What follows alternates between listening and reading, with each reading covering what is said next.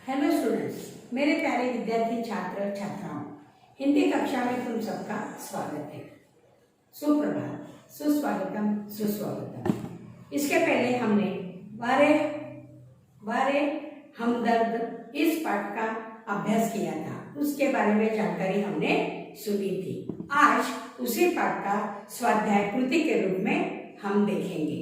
सबसे पहले शब्द संसार के बारे में जानकारी सुनेंगे और वर्ग पाठ में उसे लिखना शुरू करेंगे।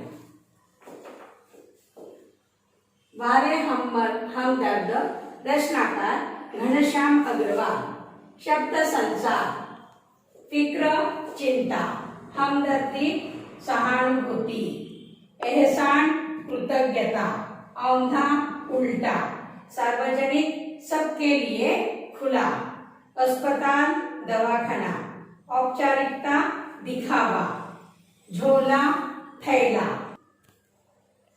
बेतुकी जिसकी कोई तुक न हो। मुहावरे, दो मुहावरे यहाँ पर पाठ में से दिए गए हैं। टांग अड़ाना, बाधा डालना, कांप उठना, भयभीत होना, डरना। उसके बाद हम कृति स्टार्ट करेंगे। कृति की शुरुआत हम करेंगे। सूचना के अनुसार कृतियां कीजिए। संज्ञान पूर्ण कीजिए। प्रश्न पहला, संज्ञान पूर्ण कीजिए। मरीज से मिलने के लिए आने वाले लोगों की विशेषताएं। Number 1, number 2, number 3, number 4, number 5, number 6, number 7 और नंबर 8। नंबर 1, इन्हें मरीज से हमदर्दी नहीं होती, ये केवल सूरत दिखाने आते हैं। मोहल्ले वाले अपने फुर्सत से आते हैं, ये लोग सिर्फ औपचारिकता निभाने आते हैं। ये 4 तो हमें लिखना ही है। उसके बाद 6, 7, 8 ऐसा भी सिर्फ तुम लिख सकते हो। नंबर 6, औपचारिकता निभाना। नंबर 5, एहसान चुकाना, औपचारिकता निभाना। नंबर 7, आराम हराम करना। नंबर 8, वक्त बेवक्त मिलने आना। तो ये 4 लिखो अथवा पहले 4 लिखो, दोनों भी बराबर ही है।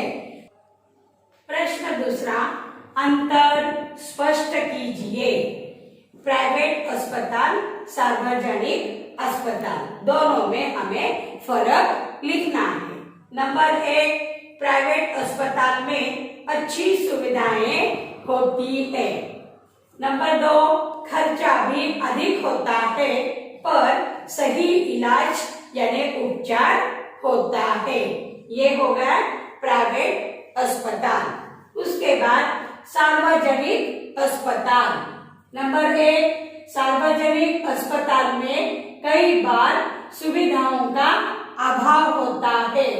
कभी कभी मरीज रुग्ण के साथ दुर्घटना होने की संभावना होती है। तो ये अंतर यानी दोनों में फर्क। उसके बाद और अंतर और फर्क ही हमें स्पष्ट करना है। Private ward, general ward. Private यानी खाजगी, मरीज को यानी रुग्ण को मिलने आने का खुला निमंत्रण होता है और कोई निश्चित समय नहीं होता। कभी कभी हम कभी भी आ जा सकते हैं। नंबर 2, बहुत देर तक वहां रुक सकते हैं। कहाँ पर? प्राइवेट वार्ड में, खासगी रूम में, खासगी कमरे में। यहाँ पर अभी जनरल वार्ड, सबके लिए जनरल। नंबर 1, मरीज रुग्ण को मिलने का निश्चित समय होता है। नंबर 2, ज्यादा देर वहां नहीं रुक सकते। तो ये हो गया जनरल और प्राइवेट वार्ड में फर्क, अंतर। तो हमने प्राइवेट अस्पताल, सार्वजनिक अस्पताल प्राइवेट वार्ड जनरल वार्ड में क्या फर्क होता है उसे देखा है। उसके बाद प्रश्न तीसरा आकृति में लिखिए। अस्पताल में आए सोनाबाई के बच्चों की शरारतें। कल हमने उनके शरारती के बारे में देखा था, बहुत हंस पड़े थे। तो ये अस्पताल में आए सोनाबाई के बच्चों की शरारतें। Number 1, number 2, number 3, number 4। एक बच्चा कुर्सी पर चढ़ा। नंबर 2, दूसरा बच्चा मेज पर चढ़ा, मेज यानी टेबल। नंबर 3, सोनाबाई की छोटी लड़की दवा की शीशी लेकर कथकली डांस करने लगी। नंबर 4, एक लड़का टांग के साथ लटकी थैली पर बॉक्सिंग की प्रैक्टिस करने लगा। रेत की थैली वहां पर लटकी हुई थी और उसके साथ वह बॉक्सिंग करने लगा। उसके बाद प्रश्न चौथा कारण लिखिए। लेखक को अधिक गुस्सा अपनी पत्नी पर आया क्योंकि रोते हुए आदमी को देखकर वह लेखक का कोई मित्र रिश्तेदार समझकर उसने टैक्सी का किराया दिया था। उनके पत्नी ने रोते आदमी को देखकर उसे लगा कि अपने पति का ये कोई नजदीक का मित्र रिश्तेदार है। यह समझकर जिस टैक्सी से वह आया था उसी टैक्सी वाले को इनके पत्नी ने पैसे दे दिए, किराया दिया था। नंबर 2, लेखक कहते हैं कि मेरी दूसरी टांग उस जगह तोड़ना जहां कोई परिचित न हो, परिचित जान पहचानने वाला। तो लेखक कहते हैं कि मेरी दूसरी टांग उस जगह तोड़ना जहां कोई परिचित न हो, क्योंकि हमदर्दी जताने वाले लोग बड़े बेदर्द होते हैं। वे समय असमय मिलने आकर तंग करते हैं। प्रश्न 5वां शब्द समूह के लिए एक शब्द लिखिए। वह स्थान जहां अनेक प्रकार के पशु पक्षी रहते हैं, जिसे हम चिड़ियाघर, जू, चिड़ियाघर कहते हैं। नंबर 2, जहां मुफ्त में भोजन मिलता है, लंगर भंडारा। गुरुद्वारा हम सब जानते हैं, गुरुद्वारा में रोज लंगर हुआ करता है, उसे मुफ्त में भोजन मिलना या भंडारा, किसी मंदिर में लोगों को दान के रूप में खाना खिलाया जाता है। शब्द नंबर 6 शब्द बनाइए। दर्द उपसर्ग प्रत्यय युक्त। दर्द इस शब्द को हमदर्द, बेदर्द ये शब्द लगकर शब्द बने हैं उपसर्ग। प्रत्यय युक्त शब्द दर्द को भरा और ना, दर्द भरा, दर्द ना, ये प्रत्यय हो गया। नंबर 2 निश्चित। निश्चित को अ उपसर्ग लगाने से अनिश्चित और ता प्रत्यय लगने से निश्चित, निश्चितता, ऐसे शब्द बन गए। स्वमत अभिव्यक्ति। मरीज से मिलने जाते समय कौन कौन सी सावधानियां बरतनी चाहिए लिखिए। ये स्वमत तुम्हें मन से ही लिखना है, पाठ के दायरे से नहीं। पाठ में लेखक ने व्यंग किया है, व्यंग के मार्फत हमें लिखना नहीं है। एक मरीज को, एक रुग्ण को मिलने के लिए किस तरह जाना चाहिए उसके बारे में 8-10 पंक्तियों में हमें ये उत्तर लिखना है। अस्पताल में मरीज अपनी बीमारी और दर्द छुटकारा पाने के लिए आते हैं। ऐसे में उनका मानसिक स्वास्थ्य भी बिगड़ जाता है। डॉक्टर और नर्स अपना कर्तव्य निभाते हैं, पर मरीज को मिलने आने वालों की तादाद बढ़ जाती है कि परेशानियां बढ़ती हैं, मरीज का आराम हराम हो जाता है। इसीलिए उन्हें मिलने जाते समय कुछ सावधानियां बरतनी चाहिए। मिलने के समय पर ही मिलने जाना चाहिए। एक साथ भीड़ जमा न करें। मरीज से मिलने जाते समय हमें इस बात का ध्यान रखना चाहिए कि हमारी वजह से उसे कोई कष्ट न हो।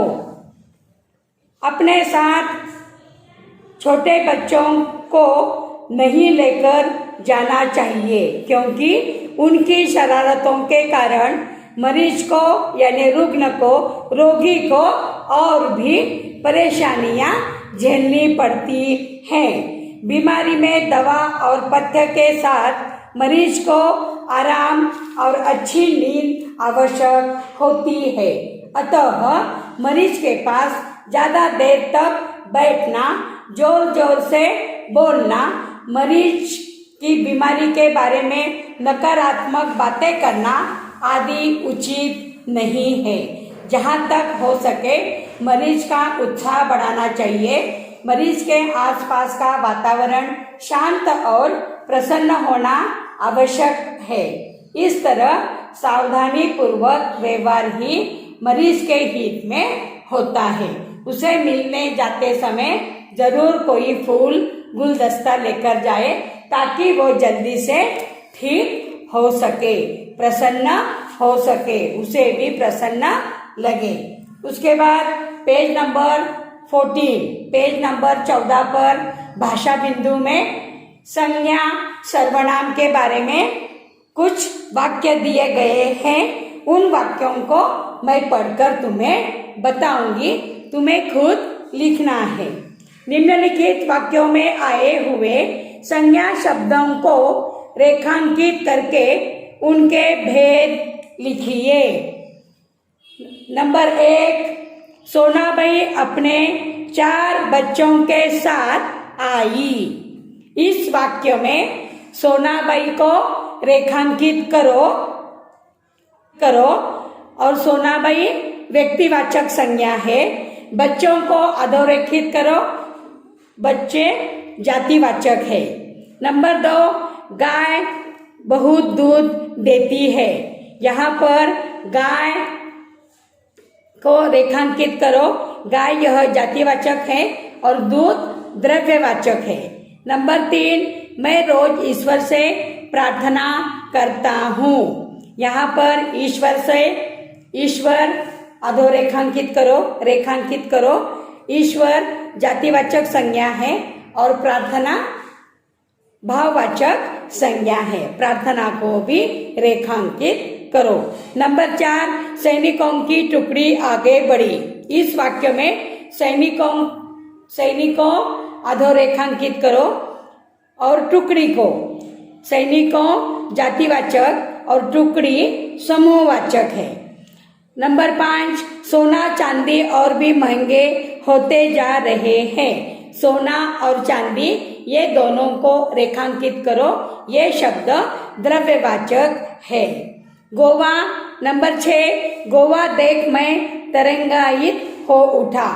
गोवा को और तरंगायित को रेखांकित करो। गोवा यह व्यक्तिवाचक संज्ञा है और तरंगायित यह भाववाचक संज्ञा है। नंबर 7, युवकों का दल बचाव कार्य में लगा था। इस वाक्य में युवकों, दल, कार्य इनको रेखांकित करो। युवकों जातिवाचक, दल समूहवाचक और कार्य भाववाचक संज्ञा है। नंबर 8, आपने विदेश में भ्रमण तो कर लिया है। इस वाक्य में विदेश, भ्रमण इन शब्दों को रेखांकित करो। विदेश जातिवाचक संज्ञा, भ्रमण भाववाचक संज्ञा है। इस कहानी में भारतीय समाज का चित्रण मिलता है। कहानी भारतीय समाज चित्रण, इस शब्द को रेखांकित करो। कहानी जातिवाचक, भारतीय भाववाचक, समाज भाववाचक, चित्रण भाववाचक। नंबर 10, सागर का जल खारा होता है। इस वाक्य में सागर, जल, खारा इन 3 शब्दों को रेखांकित करो। सागर जातिवाचक, जल द्रव्यवाचक और खारा भाववाचक संज्ञा होती है। उसके बाद पाठ में प्रयुक्त किन्हीं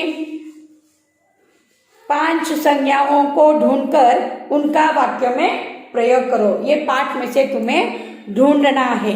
जैसे संज्ञा ढूंढकर उनका वाक्यों में प्रयोग करो। जैसे सोनाबाई, सोनाबाई 4 बच्चों के साथ लेखक को मिलने अस्पताल गई। इस प्रकार से तुम्हें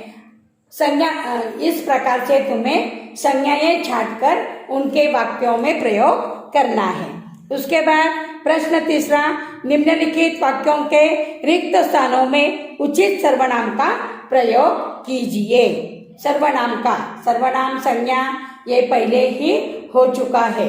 10वीं कक्षा में हमने उसकी आवृत्ति भी ले ली है।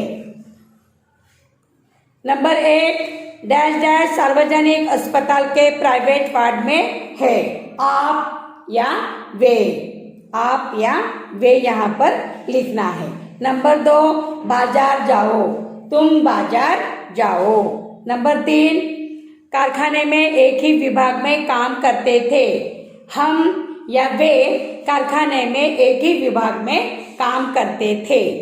नंबर 4, इसे लेकर डैश क्या करोगे, इसे लेकर तुम क्या करोगे। नंबर 5, हृदय डैश है, डैश उदार हो, हृदय वही है, तुम उदार हो। नंबर 6, लोग डैश कमरा स्वच्छ कर रहे हैं, लोग स्वयं या अपना कमरा स्वच्छ कर रहे हैं। डैश। नंबर 7, डैश रिसॉर्ट हमने पहले से बुक कर लिया है, वह रिसॉर्ट हमने पहले से बुक कर लिया है। नंबर 8, इसके बाद डैश लोग दिन भर पंजी देखते रहे, इसके बाद वे अथवा हम लोग दिन भर पंजी देखते रहे। नंबर 9, डैश इसके पहले उसे मना करता, मैं इसके पहले उसे मना करता। और नंबर 10, काम करने के लिए कहा है, डैश करो, काम करने के लिए कहा है वही करो या उसे करो, ऐसा भी चलेगा। उसके बाद नंबर 4, पाठ में प्रयुक्त सर्वनाम ढूंढकर उनका स्वतंत्र वाक्यों में प्रयोग कीजिए। पहले इसमें नंबर 2 में किन्हीं 5 संज्ञाओं को ढूंढकर उनका वाक्यों में प्रयोग करना है। मैंने नंबर 1 बताया, सोनाबाई यह संज्ञा है और उसका वाक्य भी मैंने बता दिया है। उसी प्रकार और 4 संज्ञाएं तुम्हें ढूंढकर उसका वाक्य बनाना है। उसी प्रकार नंबर 4 में प्रयुक्त सर्वनाम ढूंढकर उनका वाक्यों में प्रयोग करना है, जो ऊपर हमने प्रश्न तीसरा में किए हैं। पाठ में से हमें ढूंढना है। नंबर 1, मैंने दरवाजा खोल दिया। तुझे क्या चाहिए। वे घर पर आ रहे थे। मम्मी कोई बाहर आया है। आप अच्छे से पढ़ाई करो। मुझसे 2 गुण मिले हैं।